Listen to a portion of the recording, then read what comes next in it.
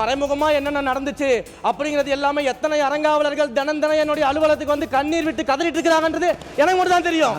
அறங்காவலர் குழு நியமனம் எப்படி நடந்ததுன்னு சொன்னாரு. ரூல்ஸ் எல்லாம் ஃபாலோ பண்ணாங்க, அதெல்லாம் கரெக்ட் தான். ஆனா அதற்கு பின்னாடி மறைமுகமா என்னென்ன நடந்துச்சு அப்படிங்கிறது எல்லாமே எத்தனை அறங்காவலர்கள் தினம் என்னுடைய அலுவலகத்துக்கு வந்து கண்ணீர் விட்டு கதறிட்டு இருக்கிறாங்கன்றது எனக்கு மட்டும் தான் தெரியும். சிவன் சொத்து குலநாசம் என்பதை நாங்கள் தெளிவாக அறிந்தவர்கள். இவர் எந்த அறங்காவலர் குழு உறுப்பினருடன் வந்து அழுதார் என்று கேட்டு விளக்கினால் அதற்கு பொறுப்பேற்க நாங்கள் தயாராக இருக்கிறோம். சிவன் சொத்து குலநாசம் என்பதை அறிந்தவர்கள் நாங்கள் என்று சொல்றாங்களே, கூடிய சீக்கிரம் நிறைய விஷயங்களை எடுத்து வச்சிருக்கிறோம், ஆதாரத்தோடு நாங்கள் வெளியிடுறோம். நம்முடைய மாண்புமிகு மதுரையில் இருக்கக்கூடிய சட்டமன்ற உறுப்பினர் அவர்கள் வந்து அறங்காவலர் குழுவை பற்றியெல்லாம் பேசினார். அறங்காவலர் குழுவை பற்றி பேசும்பொழுது அறங்காவலர் குழு நியமனம் எப்படி நடந்ததுன்னு சொன்னார்.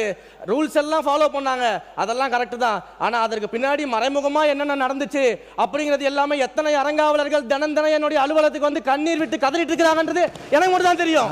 சிவன் சொத்து குலநாசம் என்பதை நாங்கள் தெளிவாக அறிந்தவர்கள். சிவன் சொத்து குலநாசம் என்பதை நாங்கள் தெளிவாக அறிந்தவர்கள்.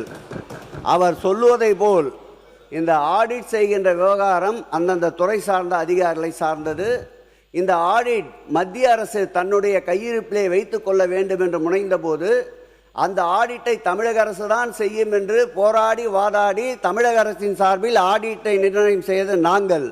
இவர் எந்த அறங்காவலர் குழு உறுப்பினருடன் வந்து அழுதார் என்று கேட்டு விளக்கினால் அதற்கு பொறுப்பேற்க நாங்கள் தயாராக இருக்கிறோம்.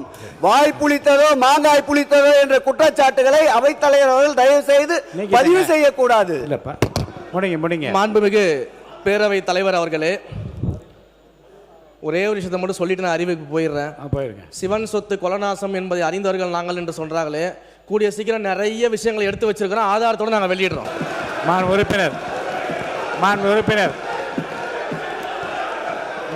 ஆதாரத்தோட வெளியிடுறேன். ஆதாரத்தோட வெளியிடுறேன். வாங்க அமைச்சர், ஆதாரங்களை நீங்க வைத்துக் கொண்டிருக்கிற போது நீங்க பேசுங்க, இப்போது வேண்டாம்.